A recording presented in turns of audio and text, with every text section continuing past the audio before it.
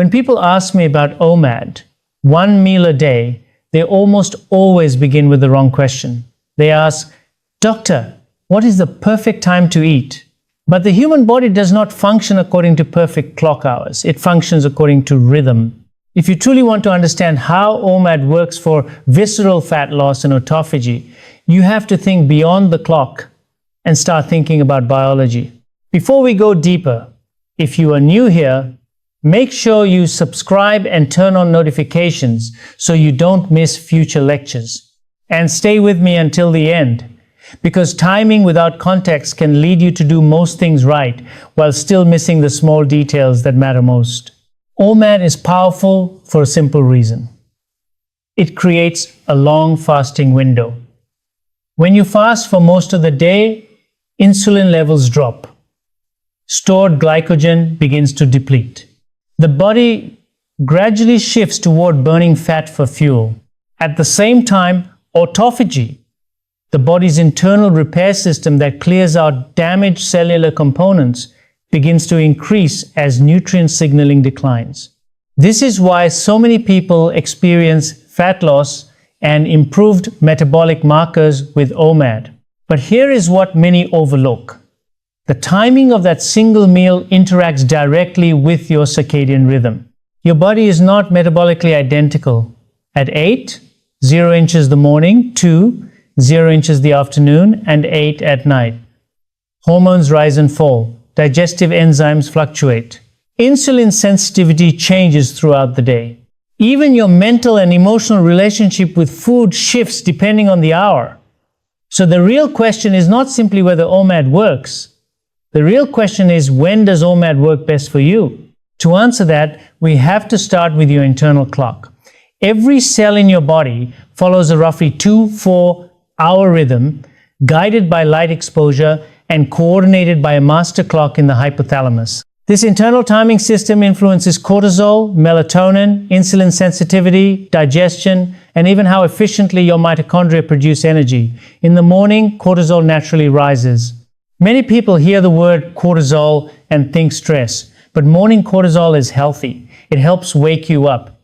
It mobilizes stored glucose. It prepares you for activity. During this same early window, insulin sensitivity tends to be higher. That means your body can handle carbohydrates more efficiently earlier in the day compared to late at night.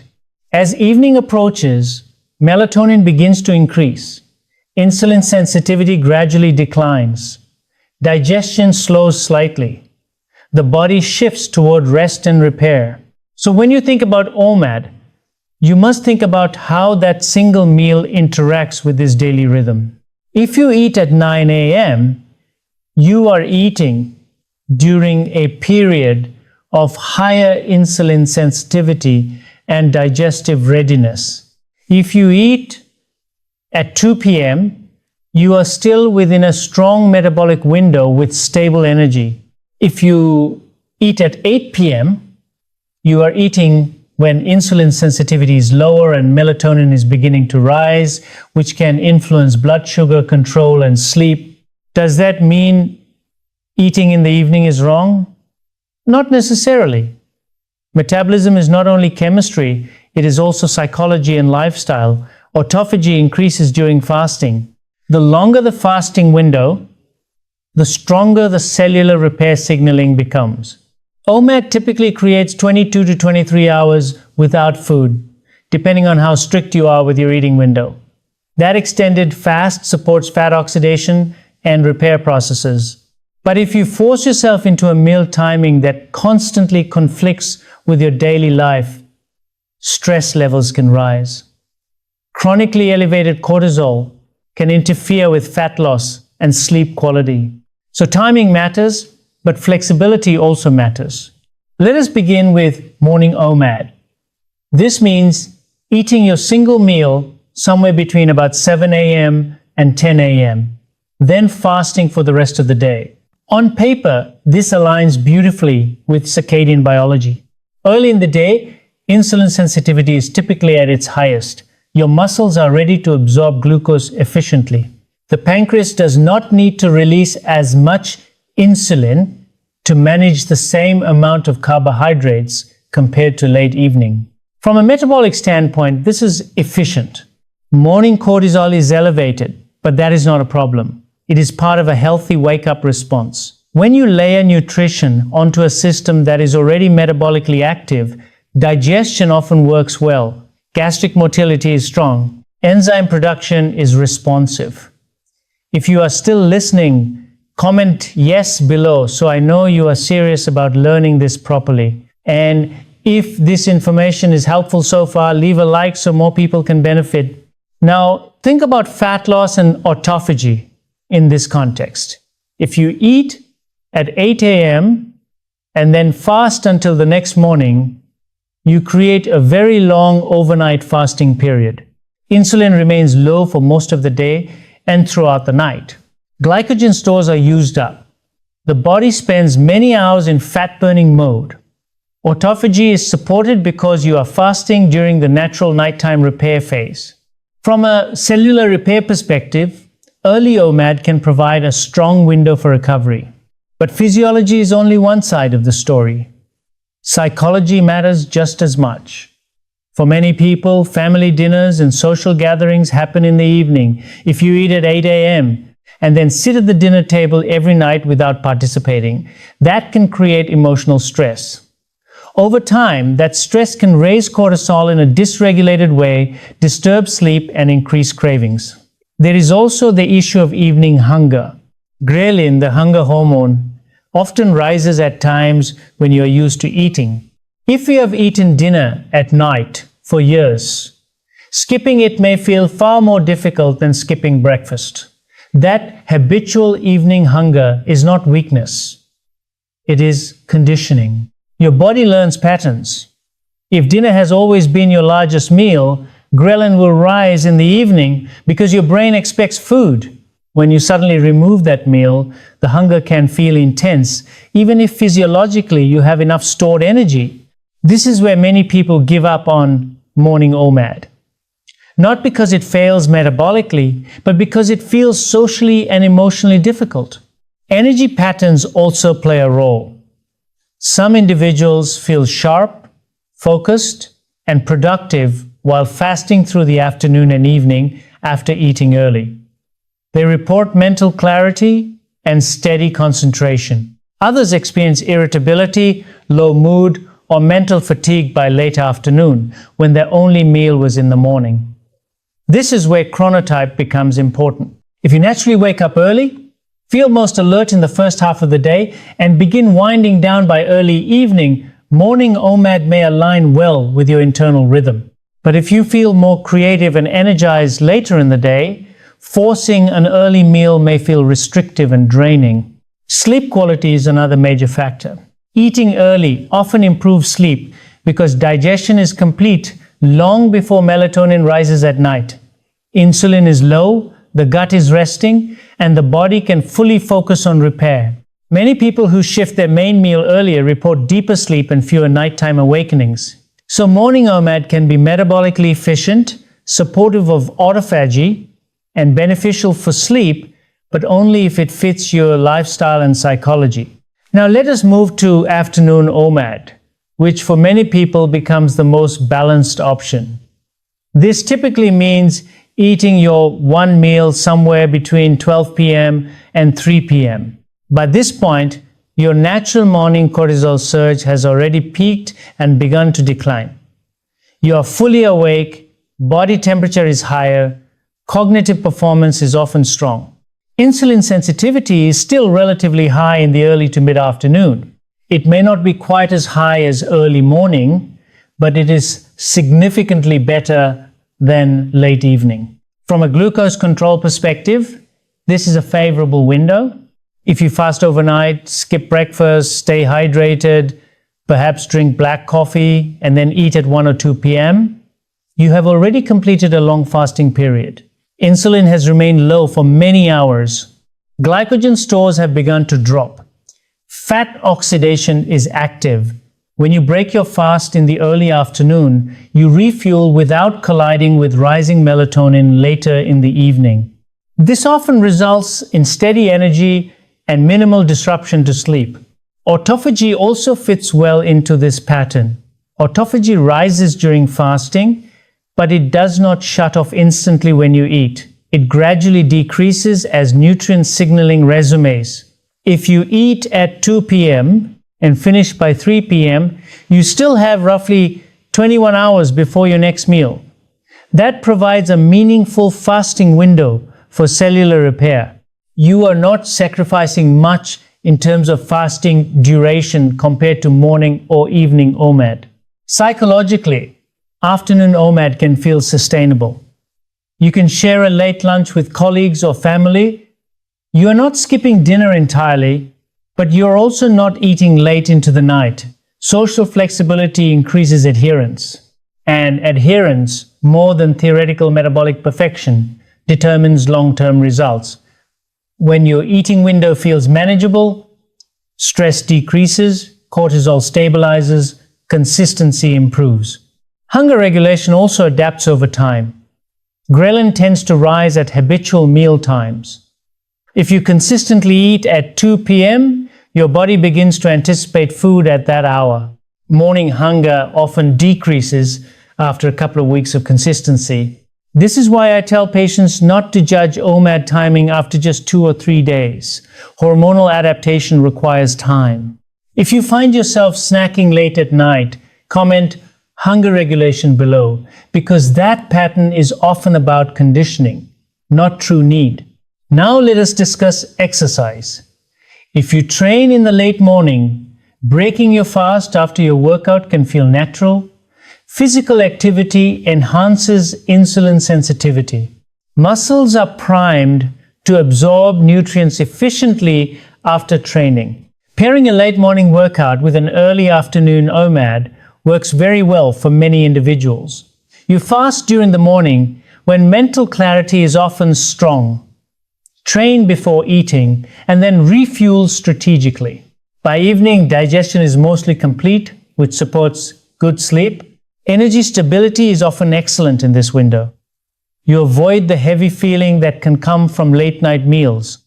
You prevent the late afternoon crash that some people experience when they eat very early. You maintain social flexibility. But again, individuality matters. Shift workers, night owls, or individuals who train intensely in the evening may not thrive with an afternoon meal. There is no universal rule. If you work night shifts or stay up very late because of your job, your circadian rhythm may be inverted. In those cases, traditional advice may not apply directly. OMAD must serve your life rather than fight it. Now, if you are still here, it means you are serious about understanding this deeply. Make sure you subscribe and share this with someone who is experimenting with fasting. Let us now examine the most common version of OMAD, evening OMAD. This usually means fasting throughout the day and eating one meal between 6 p.m. and 9 p.m. For many people, this feels the most natural socially. Family dinners happen at night. Social events are usually in the evening. Psychologically, ending the day with a full meal can feel rewarding.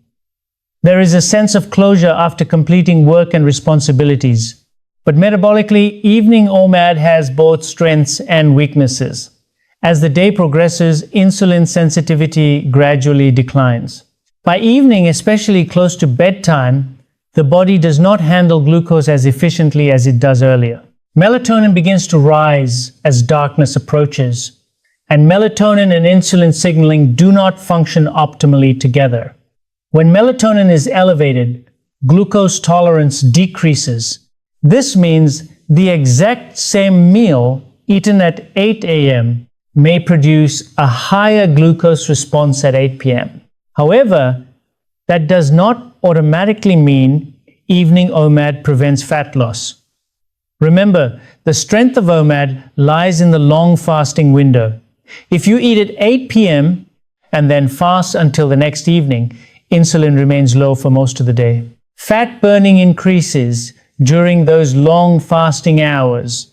Autophagy rises while you are fasting through the morning and afternoon. From a fasting duration perspective, Evening OMAD can still support fat loss and cellular repair effectively. Many people who practice evening OMAD report strong focus and productivity while fasting through the morning and afternoon. Hunger often comes in waves, then fades. Mental clarity can feel sharp during work hours because digestion is not competing for energy. From a performance standpoint, this can be powerful.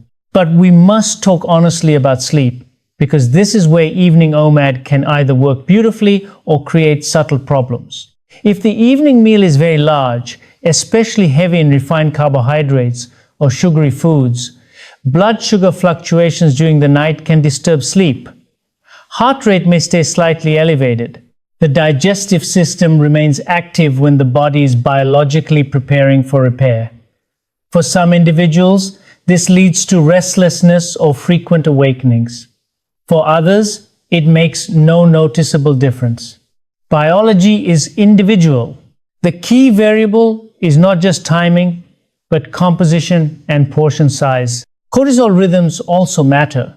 If you eat very late and go to bed soon after, digestion can interact with early night cortisol patterns. In certain people, this can fragment sleep and reduce recovery quality. If you usually sleep at 10 p.m. but finish eating at 9:30 p.m., your body has little time to transition into a full repair state. On the other hand, if you eat at 6 p.m. and sleep at 11 p.m., you may experience no issue at all. Timing within the evening window makes a difference. Now let us consider psychology more closely. For many individuals, evening OMAD feels emotionally satisfying. You finish your workday, you sit down calmly, you eat without rushing. That sense of reward can reduce stress and increase adherence. And adherence, more than theoretical optimization, determines long-term results. If someone attempts morning OMAD but feels isolated every evening, constantly fighting cravings while family members eat, stress hormones may remain elevated. Chronic stress can counteract metabolic benefits over time. So, evening OMAD can work very well, especially for people who prefer fasting during busy hours, train in the afternoon, and value dinner as their primary social meal. But the composition of that meal becomes extremely important. Prioritize protein first. Include fiber-rich vegetables. Keep carbohydrates moderate and thoughtful.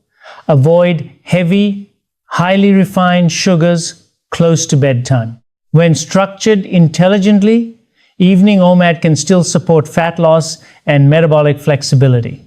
Now let us directly compare the three windows: morning, afternoon, and evening. Morning OMAD aligns strongly with circadian biology. Insulin sensitivity is high, digestion is efficient. Sleep often improves because the body is not processing food overnight. But it may conflict with social patterns and established evening hunger habits. Afternoon OMAD offers a metabolic middle ground. Insulin sensitivity remains solid. Cortisol has stabilized. You avoid late-night digestion while preserving social flexibility. For many, this becomes the most sustainable compromise. Evening OMAD provides social convenience and psychological satisfaction. It leverages long daytime fasting hours for fat burning and autophagy. But insulin sensitivity is lower, and late eating can interfere with sleep in some individuals. What matters most is chronotype. If you are naturally alert at 6 a.m. and feel ready for sleep by 9 p.m., forcing yourself to eat at 9 p.m. may disrupt your sleep architecture. Your biology prefers earlier nourishment. But if you are naturally energized late in the evening and struggle to eat early in the day, forcing morning OMAD may feel exhausting. Your internal clock influences hunger hormones like ghrelin and leptin. It shapes cortisol timing. It affects when you feel mentally sharp. Fighting that internal rhythm creates friction. Work schedule is another major variable. A surgeon operating all morning may not have the opportunity to eat until afternoon. A teacher may only be free at dinner. A shift worker may operate on a completely inverted schedule. OMAD must integrate into your life. It cannot constantly battle your responsibilities. Exercise timing is equally important. If you train intensely in the morning, eating earlier may support recovery and performance. Post-exercise, insulin sensitivity increases. Muscles are ready to absorb nutrients efficiently. Aligning your meal with that window can be strategic. If you lift weights at 5 p.m., an evening OMAD may feel more natural and supportive of muscle repair. Again, this is not about one universal best hour. It is about alignment. Let us talk more about hunger regulation. Hunger is not purely physical. It is conditioned. If you have eaten dinner at 7 p.m. for 20 years, ghrelin will rise around that time. If you shift your meal to 1 p.m. consistently for 2 weeks, that pattern begins to change. The body learns. This is why I caution patients against judging OMAD timing after just a few days. Adaptation requires patience. Autophagy and metabolic flexibility improve as your body becomes accustomed to longer fasting windows. The transition into fat oxidation becomes smoother. Energy stabilizes. The perfect OMAD timing is not the one that looks ideal on paper. It is the one that harmonizes with your circadian rhythm, responsibilities, training schedule, and psychology. If you are still listening, comment "I'm listening" below, because this is where theory meets practicality. Now I want to give you something structured. Instead of debating endlessly about which timing is superior, I want you to test it scientifically, not emotionally, not impulsively, systematically. Theory is helpful, but experimentation reveals truth. If you want to determine your ideal OMAD window, choose one eating time, morning, afternoon, or evening. Commit to that window for at least 2 full weeks. Do not change it every few days. Hormones require consistency to recalibrate. Ghrelin adapts. Insulin patterns stabilize. Cortisol rhythms adjust gradually. During those 2 weeks, observe carefully. Do not rely on feelings from a single day. Look for patterns across time. This is where personal data becomes more powerful than online arguments. Instead of asking which hour is universally best, you will begin discovering which hour works best for your biology. And that shift from theory to observation changes everything. As you begin this 2-week experiment, track 5 simple markers. Keep it practical. Keep it honest. First, energy.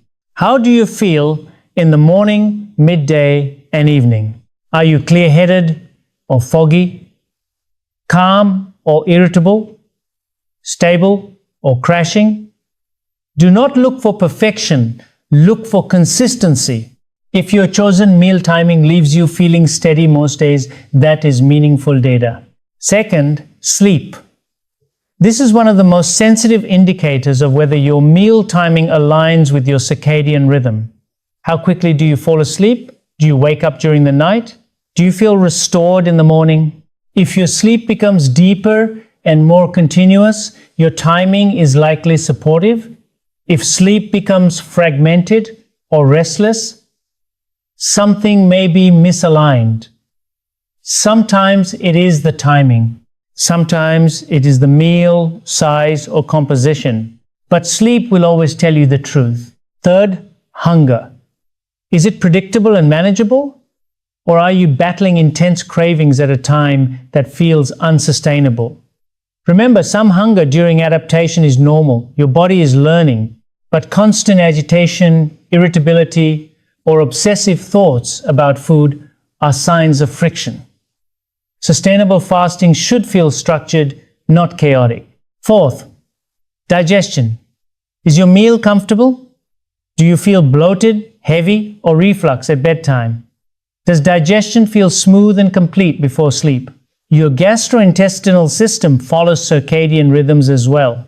If your body feels strained after eating at a certain hour, pay attention. The timing may not be ideal for you. Fifth, results. Are you noticing gradual fat loss, reduced waist circumference, improved blood sugar readings if you measure them, stable mood, better focus? Do not expect dramatic transformation in 2 weeks. Look for direction, not perfection. Progress is often subtle at first, but trends become clear when you observe carefully. Here is something critical. Do not change everything at once. Keep your meal composition relatively consistent while testing timing. Prioritize protein. Include fiber-rich vegetables. Adjust carbohydrates based on your goals. If you are testing evening OMAD, avoid excessive late-night sugar spikes. Keep caffeine timing steady. Maintain a consistent sleep schedule. The only major variable you are testing is meal timing. After 2 full weeks, evaluate honestly. If energy is steady, sleep is restorative, hunger is manageable, digestion is comfortable, and progress is moving in the right direction, you have likely found a good fit. If sleep is disrupted, hunger feels chaotic, or energy crashes are frequent, adjust the timing and test again. This removes ideology. There is no universal best hour. There is only alignment. Now let me leave you with something simple but powerful. OMAD is not about eating once per day as a rule. It is about creating a long enough fasting window for insulin to fall, fat oxidation to rise, and autophagy to activate while still living a normal, sustainable life. Timing refines that process. Morning OMAD may optimize insulin sensitivity and support sleep for early chronotypes. Afternoon OMAD may provide the most balanced blend of metabolic efficiency and social sustainability. Evening OMAD may maximize psychological satisfaction and flexibility while still delivering long fasting hours. But none of these matter if you cannot sustain them calmly.